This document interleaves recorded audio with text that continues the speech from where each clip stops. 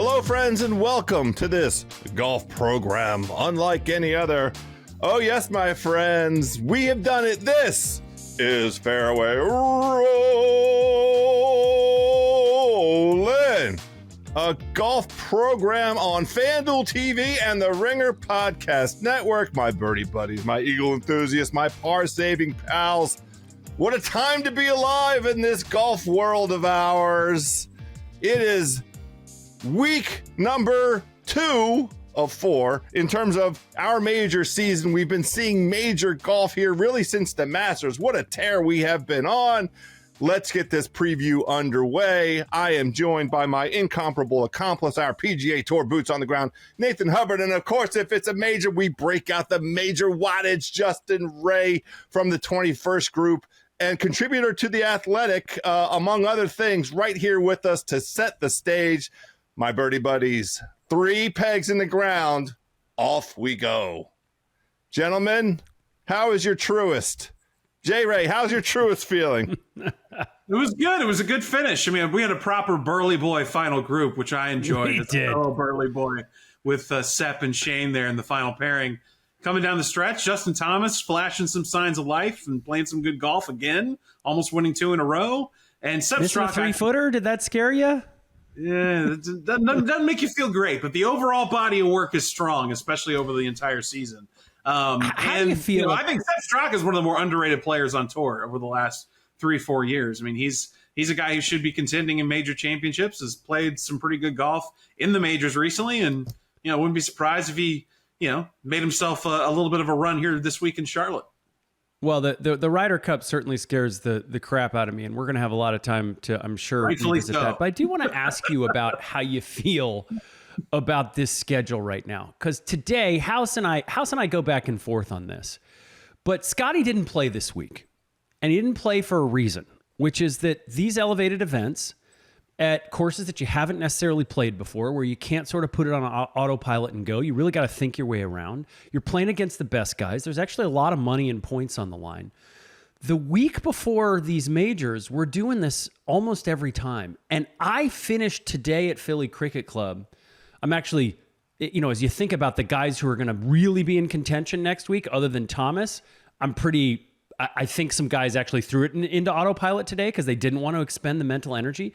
But Justin, as you look at the schedule, do you think this is good for major preparation to have these big tournaments the week before? Should we swap the Byron Nelson and the Truist so that these guys, if they want to take a week off, can? How do you think this now, a couple years into this elevated event situation, is playing out for guys in terms of their major prep? Yeah, for sure. Look, there are pros and cons. There are players who are never going to play the week before a major, and a ton of guys who are always going to. You're never going to get 100% everybody in the same circle agreeing on this. But, look at what Rory McIlroy said before the week started, where he basically stopped short of saying, I don't want to say this is a warm-up, but ... and then went in and explained. But, for most of the guys who are the biggest players in the field, yes, it's a big championship. It's a huge purse. It's a great win for Sepp Straka, but yeah, look, the main event is coming up. This is just the appetizer. This isn't the big event here. I don't know if maybe if you did flip those 2 events, would you get would the participation in the event here in North Texas be abysmal? Would it? It wasn't great anyway, with the exception of Scottie. I don't know. I don't have a great answer for it. We're always going to find pros and cons to this thing, but I think it's. But you look at it. You look at it like a warm-up situation. Is that right? You look at it like a warm-up in such that if a lot of times House and I jump on here and we're looking for momentum, right? House, we saw guys last week who were playing well and you could pick some trending things. But as you look at this, should we take a whole lot away from the fact that, Rory sort of mid it? Do you think guys just didn't have their foot fully on the gas pedal and that now we're looking at the body of work from the season more than we are at the momentum coming in? I do lean more towards the season in terms of the numbers because it's just a bigger picture and a bigger example. But I think you can worry about some things or take some positives away from what you saw over the last 4 days. It's difficult. You're kind of weighing it back and forth because you can't absolutely say, all right, because Victor Hovland putted abysmally that I'm scratching him off altogether. That's just one random example. But Cantlay's backdoor T4. Do we get excited about it? House called it. He knew that the guy plays well in the Northeast. But, like, do you go crazy for it? I don't know. Struck the ball really well. But the thing that I look at more so, if these two golf courses were more similar, I would probably lean a little more into that. But we've got so much of a body of work over the last 2 decades plus at Quail Hollow. And we know what Philly Cricket Club was, one of the shorter courses the guys are going to play all year, kind of a unique, different style setup. I tend to look at the way the 2 golf courses are very different, and that probably leads me to not glean as much out of what we saw over the last 4 days in Philadelphia. But for me, it's more of a golf course relatability thing than it is, just recency bias or the last thing we saw. Well, that's a great setup into and segue into this week's venue, because it is indeed Quail Hollow down in Charlotte, North Carolina.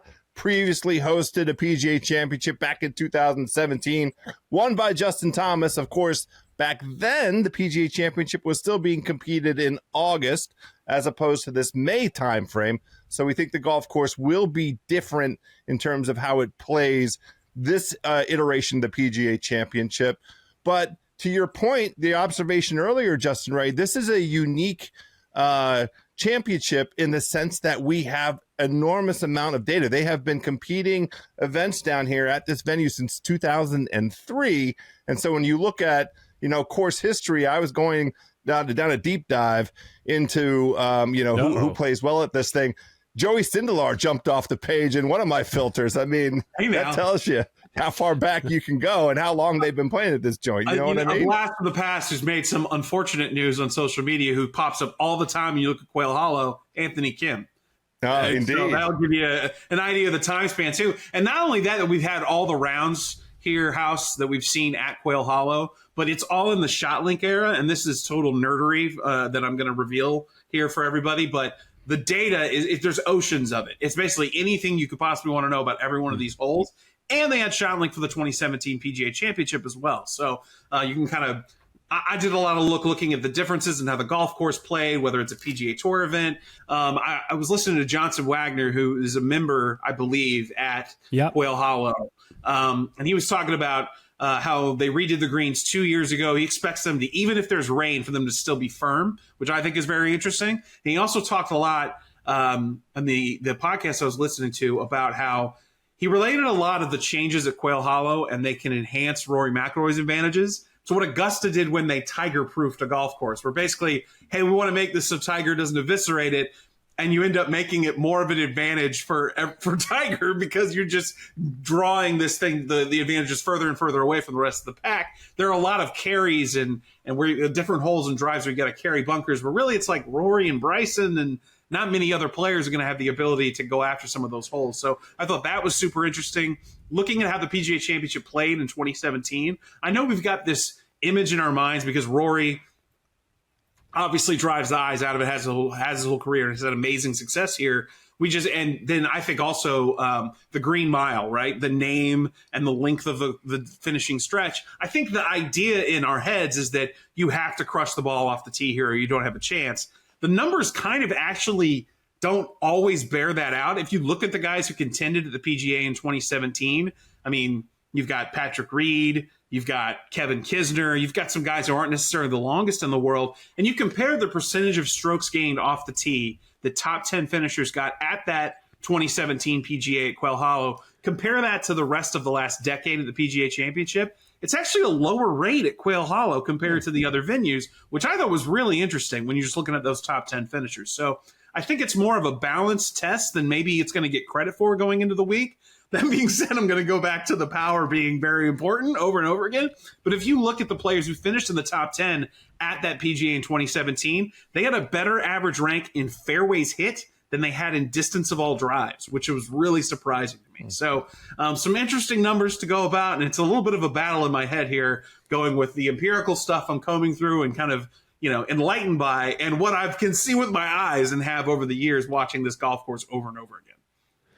Well, it certainly feels like the defense of this course is the rough when they want it to be. They can they have a tough decision to make about how much they're going to shave down the drivable par 4 on the back, like, and whether they're going to, if the miss left is going to go in the water or not. But other than that, it feels like it's really about the rough. Look, the best line of this past week at Truist, and I thought Philly Cricket Club actually acquitted itself fairly well. I think awesome. We'll save for another time the conversation around ball rollback that I think Rory introduced, just because if we're going to keep playing these courses, and by the way, it was beautiful and we want to keep playing courses like this, it shouldn't be such a bomb and gouge fest.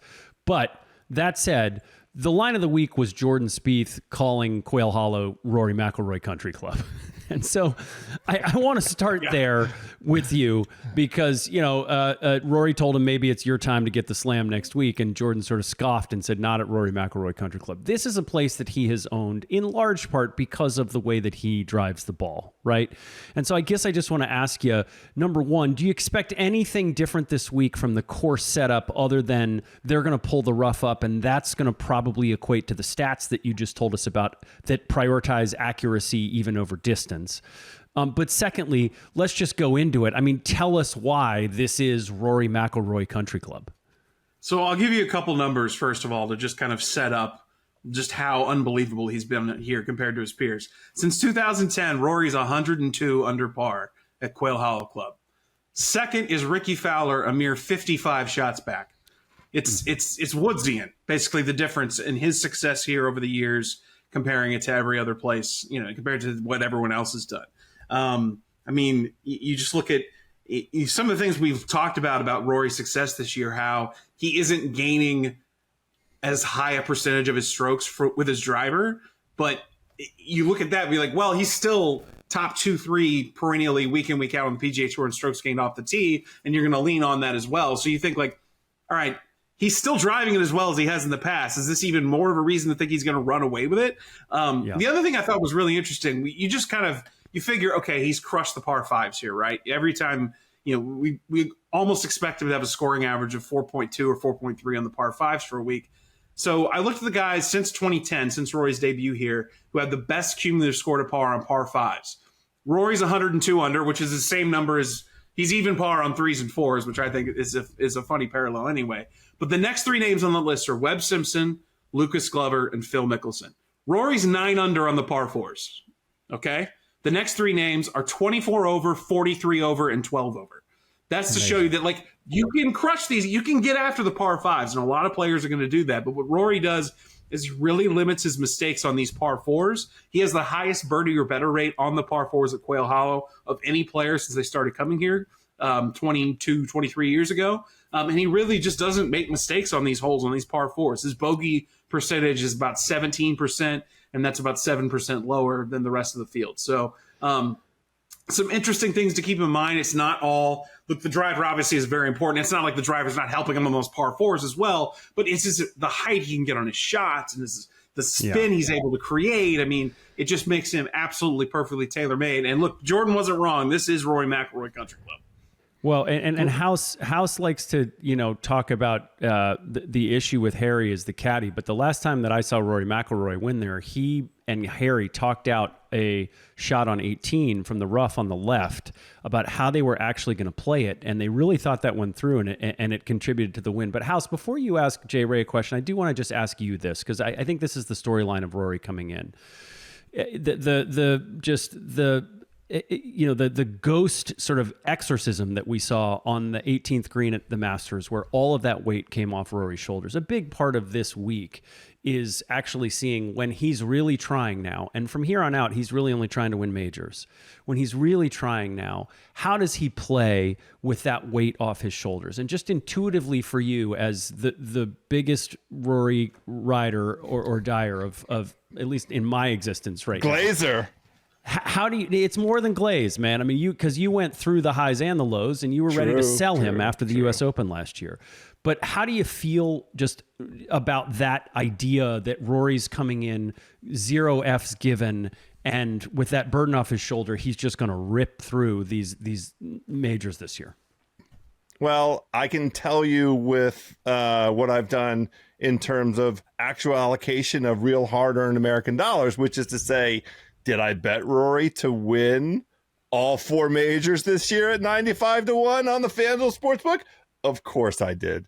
Did I bet Rory to win the PGA Championship at plus 450? Second in the odds to Scottie Scheffler, which is very odd to me. Curious. But of course I did. Look, I think that indeed the thing that has made Rory so fascinating in terms of his golf game is the 6 inches between these ears, right? It is always with him, his process, his handling of pressure, and that has really endeared him. I think it is part of why the performance at the Masters resonated in such a profound way with the global sporting audience. I mean, we heard from all over the place. People from all walks of life were paying attention to that Masters. It got an enormous rating, and people really were taken with the final breakthrough with Rory. What a cool kind of redemption story. And so for sure with him, if his brain's in the right place, homeboy can win every single golf tournament. It's why I fell in love with him 25 years ago. So let's just go out there and do that job.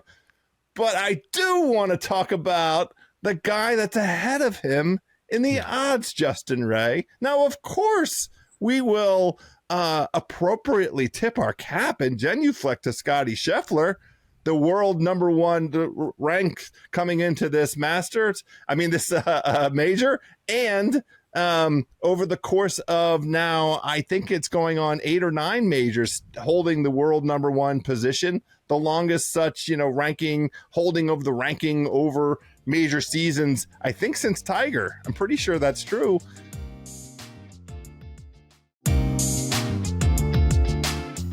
This season, Nathan and I have been, stuck with the conundrum of, on the one hand, regarding his outstanding performances with the appropriate kind of tip of the cap, but on the other hand, only 1 win. So coming in here, odds-on favorite for this major?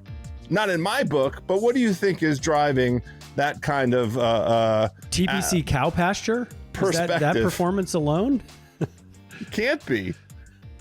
So I've got my usual notes, right? And we retweet them and share them. And it's really just it's all stuff I've had together, but I get it out, and it's a way to go through the thought process before we have this conversation. And my first Scottie Scheffler note is he's Scottie effing Scheffler. That was the first note I wrote down. Pretty good. I mean, look, you mentioned the reign at the top of the world, and look, only 1 win, but first on the PGA Tour in strokes gained approach, first in strokes gained tee to green, first in total, first in scoring average. I mean, seems good. Yeah, don't let it fool you, man. And since the beginning of 2020, nobody's better in the majors consistently. First in scoring, first in birdie or better average, and in bogey avoidance, which is a nice combination to have, especially in the game's biggest events. And I was interested, too, to look at over the last couple of years, is he just... because his only 2 wins are obviously in the majors at the Masters. Is he just overperforming on a golf course that fits him great at Augusta National? So, right. But he averages 2.7 strokes gained total per round at the Masters, 2.45 in the other 3 majors. I mean, that's still pretty damn good. Like he's still the same kind of, he's still Scottie Scheffler going to these big events. So it does feel like he's got to get one that's not a green jacket. Right? He's got to be more than Bubba Watson with 2 green jackets.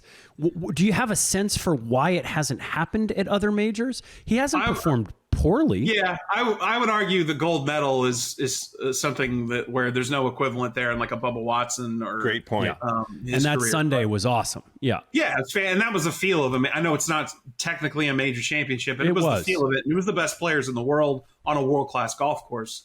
Look, He nearly won a couple of PGAs, got clipped by Koepka. He was in the mix at the U.S. Open when Fitzpatrick won at the Country Club at Brookline. I think it's inevitable. I mean, I think he's going to win a U.S. Open within the next 3 or 4 years. I mean, a big storyline will be when the PGA Championship comes to PGA Frisco in a couple of years. Jordan Spieth can win the Grand Slam in Texas. I don't expect Scottie Scheffler to be much lower than first in the world rankings at that point. And he's it's his hometown too. So there's sneaky a lot of pressure on Scottie this week. Scottie effing Scheffler, according to the news. Yeah. Well, let me bounce this off of you guys. I have a strong bias towards players that have played this joint. And I'm not sure if that's a misplaced bias, but it was quite amazing to me when I sat down for the research. Scottie Scheffler has played here before, yes, but it was the President's Cup in 2022. He hasn't come out and played stroke play golf, in a tournament setting at this joint. I don't think he likes it, House. Oh, Nate Dogg. Why? What's not to like? That's the question for Scottie. I don't know, because he's excellent. As J. Ray was just alluding to, his floor is as high as anybody we've seen in a very, very long time. I don't totally get it. It should fit his game. Precise iron shots, like all these things. Bomb it off the tee? It just makes me wonder if pre-Rory converting him to the mallet putter, if there was something about these greens that he just didn't love, and that's why he'd stay away. Because there's nothing tee to green that would shy him away, I don't think. Is there, J. Ray? No, I don't think so. And it may be a little bit of just a logistical thing. He's committed to all these events in Texas that are around the same time. He's going to play. Right. He always is going to play Colonial. We saw the field he played against here 15 minutes from my house, and was 357 shots under par and winning. I think honestly, it might just be as simple as that, to where he's got to skip a tournament somewhere. And with the PGA move to May, you've got the two event. I mean, Houston's right before the Masters, San Antonio, the two Dallas events. It's all kind of grouped together. If one of those things was, if they were going to Quail Hollow in August, maybe it'd be a little bit different. But I think that might be the answer there. All right. Well, before we keep on going down this list, and just to sort of set the stage, I think there's 4 guys that can win, and you guys can tell me if I'm wrong about that. We just covered 2 of them, but let's take a quick break and come back with maybe 2 of those other guys, and maybe these guys, Justin Ray and Nathan Hubbard, have a couple other boys they want to put in the mix. We'll be right back.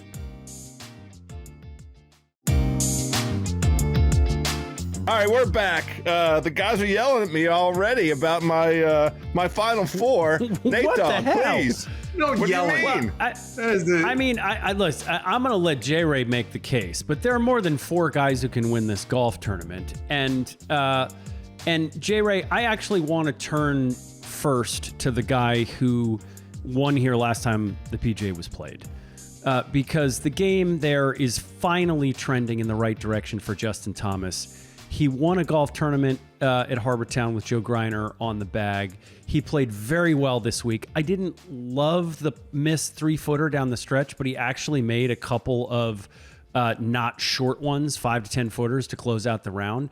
And I think he didn't expend the mental energy in the chase today that you would say, oh boy, maybe he's going to have a hangover coming out of this week. So it's been a long road for Justin Thomas, hasn't it, since that PGA Championship win? That one in particular really weighed him down. He's gone through swing changes. He's gone through caddies, has not gone through coaches. He's stayed with his father.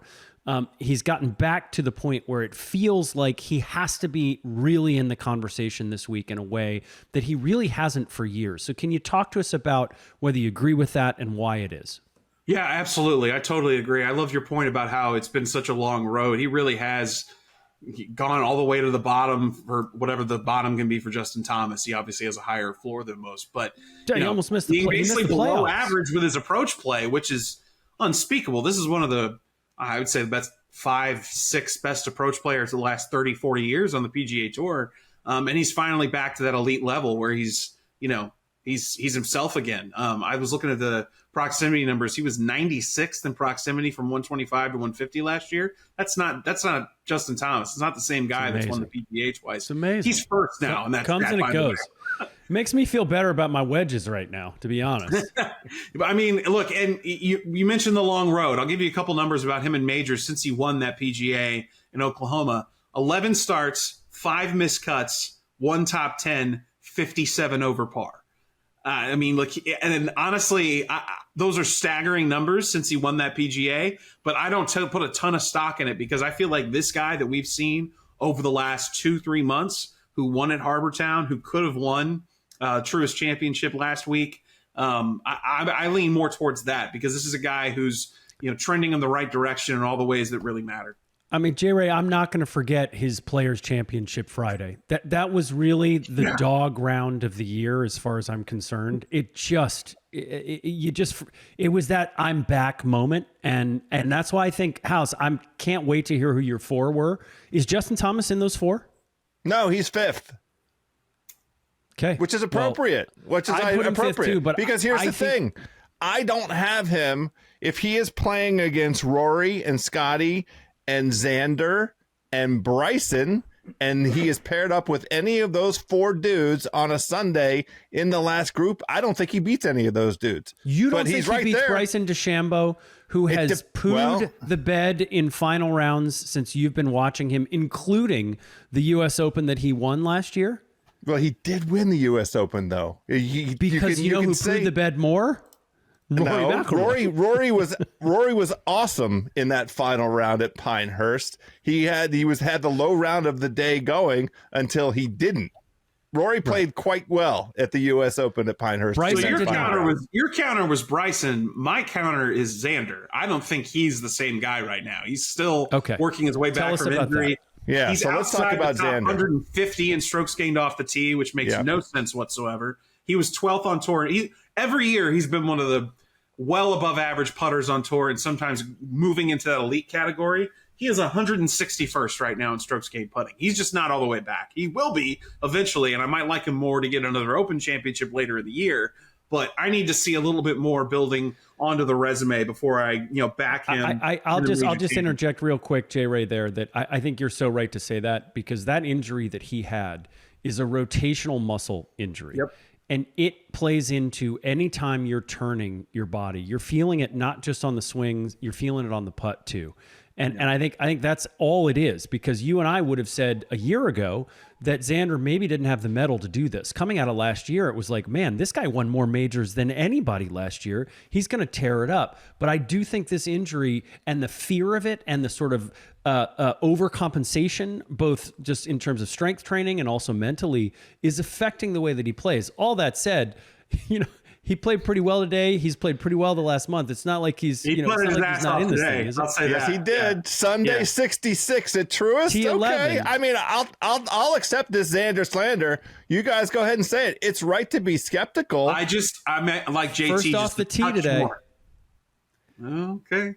Kind of throws my numbers back in my face. 8th in putting, first off the tee today, 8th in putting for the week. So, I mean, he's one of those guys who, I'm with you, J. Ray. I don't think he's all the way back.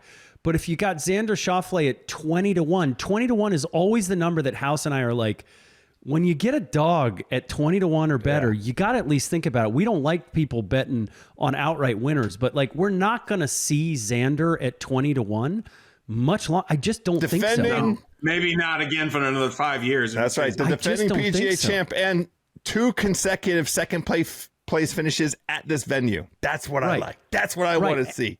I feel like Morikawa is at 22-1. Justin Thomas is at 22-1. Even Ludwig is at 20-1, because there's some reasonable questions about all of them that we're going to ask J. Ray about in a second. I feel like Xander's at 20-1 only because of the injury and because Scottie 100%. And Rory are so hot right now that they're pulling the odds in that direction. We all agree. Agreed. But let's go ahead. Go ahead and make the case for kicking Bryson out. Me or Hubs? Well, yeah, I was going to ask you because I thought that we might have. No, I love Bryson this week. Okay, great. Okay. Yeah. Oh, I absolutely love Bryson. Nathan was the one expressing skepticism about Bryson. Yeah, I don't like what I've seen from the final round, but J. Ray's going to tell us why listen, he's coming in having won a big tournament, right? He's 11-1. He is the main character in most of these things. I think more pressure is on Scottie coming into this week. More eyeballs are going to be on Bryson. But tell us, J. Ray, why we should believe that this is a course and this is a tournament where he can get a win outside the U.S. Open. Kind of the same thing as Scottie, which is show us you've got it on these other courses. So I'm going to give you a number that would lead to me. The first question I would try to ask Bryson DeChambeau in the press center this week. So his last 2 appearances at Quail Hollow, putts from 10 to 15 feet. He's made 64% of those putts. Good Lord. The field average is 29%. I want to know, dude, what do you see on these greens that you love so much? Because Look, that's always the question. That's been the question House, about we're Bryson. taking notes right now. He's always going to hit the shit out of it, and we know how he can move it off the tee, how planned he's going to be, how everything's going to be in perfect place in terms of his strategy. He's got lots of data to lean on. It's not like an Open Championship where you don't have as much and you're relying on the elements. That's the first question I would ask him is like, why do you love these greens so much? Because he's been ridiculous the last couple times he's played here. 1.74 strokes gained putting per round. You just need to know that's really, really good. And he's been awesome at the PGA Championship. I know he almost won last year, but since 2020, he leads all players in strokes gained total and scoring average, strokes gained off the tee at this particular major. That kind of lends itself to some similar characteristics over the last few years. So I love Bryson this week, and I think that he fits a lot of the same kind of, he hits a draw a lot. He's going to overpower a lot of these and get over to – he's going to be able to carry things that a lot of players aren't going to be able to. I think this is an awesome fit for him, and I really want to know what he sees in these greens because he has putted unbelievably here the last couple times he's played. House, that scares the crap out of me, actually, because I just hadn't factored in. I mean, he has figured out. He's in my Final Four. I think there's a lot of stuff that Bryson does that I think probably is overdone. He's always searching for the answer, and I think he finds the answer, but I think he just like expands the realm of what he's looking for a little bit broader than needs to be. But in putting, I've seen enough. Like the guy is just what he does. Stones. I think works. Yeah, it's aim point, schmame point. Like Bryson's putting is probably the way to go. There's two guys who are not on your list, House, and I want to get to Morikawa eventually, but I think he doesn't deserve to be talked about yet, and we'll ask Justin Ray why that is exactly, because he's won a PGA before. But there's two guys who are on the board that I want to get Jay Ray's thoughts on, and one of them is Jon Rahm, who is favored on the FanDuel Sportsbook ahead of Xander and ahead of Justin Thomas, and he's also favored ahead of Ludwig. Ludwig has not had a great couple of weeks. And so I want to start with Ludwig, and then I want to move it to Rahm. But Jay Ray, Ludwig at 20-1 to me feels like carryover from the Masters where he was competing again. This week you can't take everything out of, but I didn't like what I saw this week. Did you? Yeah, I mean, look, I still don't think he's the same since he got sick on the West Coast earlier in the year, and I know that was the point I harped on before the Masters, but truthfully, I don't know how much to invest in it until I see the guy who was, prancing around Torrey Pines looking like the best player on the planet. He just hasn't looked like the same guy since then. His approach numbers are way down. He's below average in strokes gained approach, which is... It's a problem. You look at that swing, and I don't know how that's possible. He was third off the tee this week, and he finished like in almost at the bottom of he finished T60, third off the tee. I mean, it's a problem right now. Yeah, and looking at what he's done in the majors so far in his career, obviously he's flashed the most at Augusta National. The biggest difference in his performance at the Masters compared to the other, look, it's not a huge body of work. It's just 3 other tournaments, but his strokes gained putting numbers are vastly different. He loves the fast greens at Augusta National, has played those extremely well. Maybe the slower greens, whether there's the Open Championship or Valhalla last year where he made the cut, it just hasn't been the same.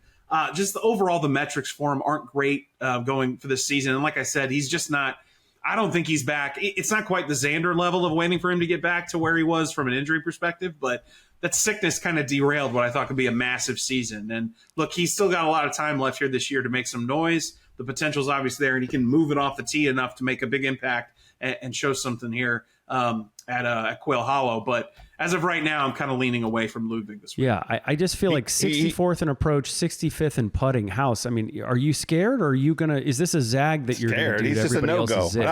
I might bet him to miss the cut. I'm gonna take a hard look. The only problem with the miss the cut bet love when you do. is this. It's the fact that this is a 156 player field. It's top 70 in ties, but 20 of the guys are clowns. Yeah, well, it's not. They're not clowns. They're PGA professionals. How dare you? They're like my father. They carry the game. They're very important. Blocky's going out there on the golf course with from the an pros. odds board perspective. How dare you? Other than Blocky, I mean, I'm glad they're in this tournament Come on, man. Yeah. But on, man. no, I will House, bet. They might as well put the three of us on this tournament. I'm going to be in the odds, scouring. I don't like guys. This is his first time playing this place too, and the single category that he has been his worst all season long is missing into the rough on the right. If he misses into the rough on the right, he is terrible at scoring wise, and I just don't like that situation for him at this venue. So no Ludwig Oberg for me this week. I do in my category of next four in, and these are guys that could definitely win, and Justin Thomas could definitely win. They're just I only had four guys that I felt comfortable saying could win, but the guy I want to make sure we cover, it's not Colin Morikawa. We'll get to him again. We keep saying we're going to get to him. I love Shane Lowry. And honest to God, Justin Ray, I'm so happy that he didn't win today. Now, I do worry a little bit about the knock-on effect. That was a grind all the way through the 18th hole. Yes, and it's two bogeys in the last three holes. Not great, House. Sunday evening, that grind. So maybe not the best kind of physical and mental form arriving down at Quail Hollow. But walk us through the case for Shane Lowry, if you will. He's a different player this season. I mean, and I know it probably feels that way because we're seeing him on TV a lot more on the weekends, but you just look analytically for him, he's taken another massive step, and he's gone from above average, is going to win 1 time a year, to he has the metrics of a guy who could win 2-3 times a year. He's in his mid-late 30s now, but he's playing the best golf of his career. He's 3rd in strokes gained tee to green this year, 4th in strokes gained total. Last year, 22nd and 40th in those two stats. And he had a strong year. He had a good season. He didn't win on the PGA Tour, but he had a first tee to green this week. I mean, it's there. It's all there. He's taken another stride forward from an analytical perspective that puts him in a different class of player than he's ever been in. Even when he won at Royal Portrush, he wasn't necessarily top of the betting board then, but just it's consistent. It's through the bag. And like I was waiting after he always plays well in Florida, and I'm thinking, all right, it'll slow down now a little bit after we get out of the Sunshine State, and that hasn't been the case. Well, all right, we are back here on Fairway Rollin with our homie Justin Ray and our homie Nathan Hubbard. We have been covering a lot of territory here in anticipation of this PGA Championship down in Quail Hollow. Let's get to the sleepers and any names that we haven't mentioned yet, Justin Ray, that should be mentioned. Let's start with sleepers. What do you got for us? So I'm going to go with a guy who is, in the first round, the greatest player this season that we've ever seen. But he finally put together a full week of some pretty good golf. Keith Mitchell has an awesome history here. 16 rounds in his career. His scoring average of 70.2 is 3rd best all time of anybody on this golf course at Quail Hollow. Hits the hell out of it, can move it a mile. We know he's got the power off the tee to be good here. And I like the way that he backed up his super low first round with a little bit something better coming down the stretch. Now, he might have the highest share of first round leader tickets of any player this week. I mean, just based on, I think his last 5 stroke play events after the first round, first, second, first, I think it was where he is. So unbelievable on Thursday, but he put together a good rest of the week at the TRUIST, and he's a great course fit here. My other kind of sleeper that we haven't talked about, I mentioned his name once earlier in the podcast. He had a great Masters, a past Masters champion, some great finishes at Quail Hollow. I think there's value in Patrick Reed, who finished tied for 2nd at this PGA in 2017. A couple other top 10s, top 10 all-time in bogey avoidance, scoring average on this golf course. He's another name that I think you could find some real value in. Yeah, I saw him popping on some of these filters. I saw Reed, as I did my own course history thing, and I was shocked to see how high up he was, and I absolutely adore the momentum. I'm here in the FanDuel Sportsbook right now I'm definitely going to play him top 20. I want to play him top 10 also, Patrick Reed, because the form that he showed us at the Masters, J-Ray, go ahead. Yeah, I was going to say, on a golf course where it's really difficult to hit greens and everybody's going to have to chip, there ain't too many players much better over the last 15, 20 years with those hands around the greens at Patrick Reed. Plus 260 to finish in the top 20. Let's go. That's a good number right there. That. Yeah. I want to touch on some names that we haven't talked about. Nathan, why haven't we talked about Hideki? What's wrong with Hideki? Why can't we talk about Hideki? I think that we have grown accustomed to Hideki hanging around the hoop and not winning, and that the putter ultimately fails him. And I think fair. That, the Masters win was great, but you and I both know that he came out on super soft greens, and that a lot of guys could have won that golf tournament. He just made a few, and I think that's why. I mean, that's the answer. He's still, the ball striking is still there. I mean, J. Ray, talk us into it, or tell us where we're wrong and why he should not be in the conversation. I mean, he had the most Hideki week this week at the TRUIST Championship. Crazy. Led the field in proximity to the hole. Awesome proximity to the hole, hitting it tight. Total Jekyll and Hyde strokes gained putting. Here's what he did by round. Round 1, 5th in strokes gained putting. Round 2, 71st. Round 3, 2nd. Sunday, 66th. So God knows what I mean. He's incredible. Well for round 1 next week. I mean, look, he put himself in position with his irons over and over again. He just, the putter lets him down. I mean, just 2 top 10 finishes. I think it's 15, 16 majors now since he won that Masters. I'm leaning away from him a little bit. I think he probably can get another win this year, especially if you get a dart fest, rain soaked golf course. But I'm leaning away from it. It looks like we're going to get rain the first couple, days leading into the tournament, but that except for Saturday, the weather doesn't seem to be like a quote unquote problem, right? And even then, Saturday will be early. I'm leaning into what I heard from Johnson Wagner, that those new greens, they can dry even if it does rain, they're going to be really quick. So yep. Another name hasn't been mentioned, probably should, although he's not really been in form. We've seen fits and starts out of him. Wyndham Clark has won at Quail Hollow within recent memory. It was the same year that he won the U.S. Open, but we keep fighting. We keep fighting to bring Wyndham Clark along with us, J. Ray. We just can't get there with him. That U.S. Open at LACC, was that a fever dream, or did that really happen? Like on a golf course we'd never seen before or since. This number's staggering to me. So 12 majors that Wyndham's played outside of his win, 12 majors, 7 miscuts, no top 30 finishes. Wow. That's off the card. Strong. That is off the card. That's it. I love Wyndham, and I want him to he missed. It's just like he's got so many T22s to T46s on the card this year. T63 at Truist. Come on, man. Yeah, it's not there, man. Ultimate hot and cold type guy, where when he's scorching hot, he can do what he did at Pebble that Saturday last year, or knock off Rory to win the U.S. Open. But just the consistency hasn't been there this season. He's not playing the same level of golf he was last year. Remember, runner-up back-to-back weeks to Scottie at Bay Hill and TPC. Not those same kind of finishes this year. Was amazing in TGL though. Yeah, he was great on TGL. Nate Dogg, any names we haven't mentioned but should on your list so far? All right, how about a guy who nearly won a major last month and has finished top 13 in 5 consecutive PGA championships? Justin Rose sneakily has been the best putter at the PGA Championship over the last 5 years or so. Birdies are better at the PGA since 2020. Only Bryson has averaged more. The only thing that worries me a little bit, he withdrew with what he said was a sickness he couldn't push through. Who knows how that's impacting him. No, he's going to be good. At all, but the numbers, if you're just looking straight metrics, this is a guy who should probably be a little more valued than he is. I think people are too willing to put Justin Rose out to pasture at this point. He's not quite done. He's still got some good golf left in him. I mean, this is way down the board, and I know that J. Ray is going to absolutely talk me out of this. I'm just staring at the TRUIST final leaderboard, looking at Cameron Young at T7, 3rd in putting, 16th in approach, and then I look at the FanDuel odds board, and he's plus 650 to top 20.